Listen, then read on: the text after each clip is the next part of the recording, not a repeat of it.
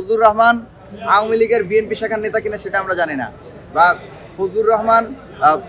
ভারতের ইশারায় বিএনপি ফজলুর রহমানকে মনোনয়ন দিয়েছে কিনা সেটা আমরা জানি না। সাংবাদিক বন্ধুদেরকে অনুরোধ করছি যে কার ইশারায় ফজলুর রহমানকে বিএনপি শেল্টার দিয়ে যাচ্ছে, এবং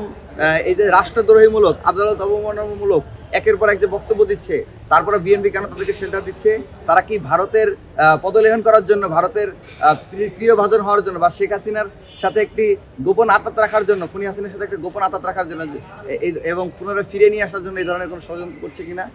বা লিগকে নর্মালাইজ করার জন্য এই ধরনের কোনো বিষয়গুলো করছে কিনা? এই জন্য আপনার বিএনপিকে এই প্রশ্নগুলো আপনারা করবেন। কেন তারা ফজলুর রহমানের মতো একজন জঙ্গিবাদীদের সমর্থককে এবং আদালত অবমাননাকারীদেরকে, একজন নারী নিপীড়ককে, যিনি আপনি দেখেছেন একজন নারীর উপরে, নারীকে নিয়েও খুব কটূক্তিমূলক মন্তব্য করেছিলেন, এই ধরনের যারা, এবং জুলাই জনতাকে যারা ঢালাভাবে রাজাকার, জঙ্গিকে ট্যাগিং করেন, এইরকম একজন ব্যক্তিকে বিএনপি কারণ মনোনয়ন করেছে, আপনারা তাদেরকে এই প্রশ্নটা রাখবেন।